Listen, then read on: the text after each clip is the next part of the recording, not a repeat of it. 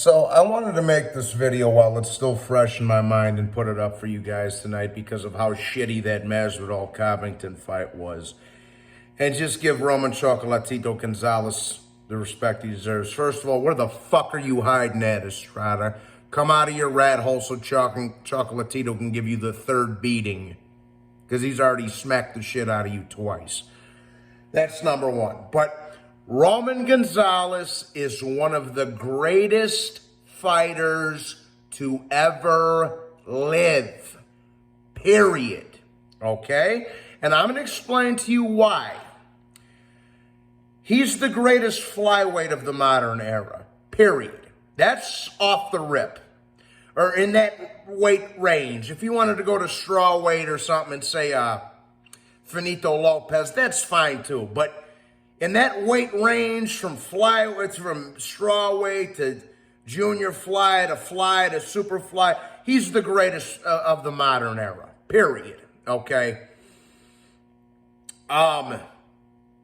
He's also talking about going up to try and challenge for a fifth world title at bantamweight, which that would be interesting with Nonito and Inoue and all them guys. But that aside, I'm going to tell you why.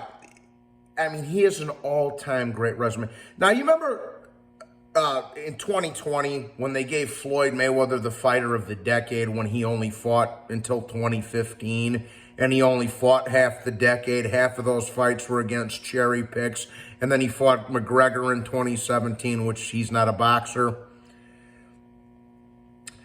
Normal boxing fans that know their shit, like myself, were debating who really should get the fighter of the decade for the 2010s. And the three names that came up were Pacquiao, Nonito Donaire, and Chocolatito. Okay? Pacquiao had got their fighter of the decade in the first decade of the 2000s. So for the 2010s, I felt it should have been either Nonito or Chocolatito. So you can very well make the argument that he should have been fighter of the decade of the 2010s. To me, it was either between him and Nonito Donaire, unless you wanted to throw Pacquiao in there. But he's the greatest flyweight ever. Period. I don't want to hear about Jimmy Wydell from fucking 1750 and Fidel LaBarbera and Frankie Gennaro from fucking 1908. Okay? None of you have ever watched film of any of them guys, and you never will. It's all what's written on paper, all that makes them the greatest. You know, get out of here with that shit. He's the greatest of all time in that weight category. Period. Period. Period. Okay?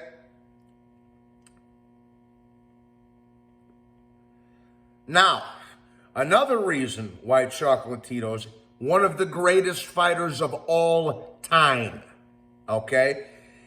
You know, if you look through boxing history, okay, in the 30s, Tony Canzoneri and Barney Ross and Homicide Hank Armstrong, and them guys kind of gave a shine to the welterweights and lightweights. Fast forward to the 50s. Robinson and Gene Fulmer, the 40s and 50s. Tony Zale, Gracianos, LaMotta, Robinson, Gene Fulmer, Carmen Basilio. All those guys kind of gave some shine to the middleweights. Fast forward to the 70s and 80s. Same thing. Hagler and Leonard and Hearns and Duran and Wilfred Benitez and Aaron Pryor and all them guys. They kind of gave more shine to divisions that weren't getting the shine. Fast forward to the early 2000s. The featherweights, Pacquiao, Marquez Barrera Morales. Those guys gave a bunch of shine to the featherweight divisions in 130 and 126 and all that, and 122 and all that shit. Fast forward to the modern era. Chocolatito, Rungvisai, Estrada, Quadras. They gave him that same kind of shine to the flyweights. That alone makes Chocolatito a fucking pioneer, people. He's one of the greatest fighters to ever live, people. Period. And the performance he put on against Julio Cesar Martinez was masterful. I believe Sergio Mora said it while the commentary was going on, because I'm going to go rewatch the fight in the morning. But he says, right now you're watching Picasso paint to painting. And that's exactly what it was. He's one of the greatest fucking, at least in my lifetime, man. He's one of the fucking 5-6 greatest fighters ever. Period, man. Even somebody brought up Marvin Hagler. And it's great to me. Somebody asked me, do you think he's greater than Marvin Hagler? Yes, he is greater than Marvin Hagler. Marvin Hagler had an awesome run at middleweight, but his 3 best wins were against a lightweight and 2 welterweights, people. I mean, and I love Marvin Hagler, God rest his soul and all that shit. But yes, he's greater than Marvin Hagler. Yes, he's a 4-weight champion. He's probably going to be challenging for a 5th weight champion. There's only been 5 people in boxing history to do that. Leonard Hearns, Floyd Manny, and Oscar De La Hoya.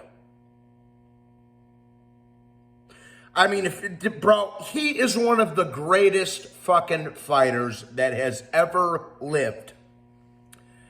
And this masterclass that you saw from Chocolatito tonight is another example of why. The scorecards were laughable. I don't know how the fuck one judge found 4 rounds to give to Martinez. Another judge found 3 rounds to give to Martinez. I gave Martinez the 3rd round, and that was it. It was a shutout, people. He dominated him. Martinez didn't have a fucking answer. And that's on steroids and with a weight advantage, he still couldn't do nothing to a past his prime Chocolatito, people. I don't give a shit what nobody has to say. I don't want to hear about some fucking asshole from 1850 that was greater, that there's no film of. He is one of the greatest fighters to ever live. Period. And he doesn't get his credit. Eddie Hearn should give Anthony Joshua's next 6 purses to Chocolatito. Because that's the guy that deserves to be making $100 million paydays. Not fucking Lillian White. You understand? So I just kind of wanted to recap the Martinez fight, my thoughts, before I go to bed here. I wanted to do it while it was still fresh in my mind. Thank you for everybody who tuned in tonight and donated and all that other stuff, by the way. Just wanted to share some quick closing thoughts there. If you're new, please be sure to hit the like button and subscribe. God bless you all and salute. Cheers.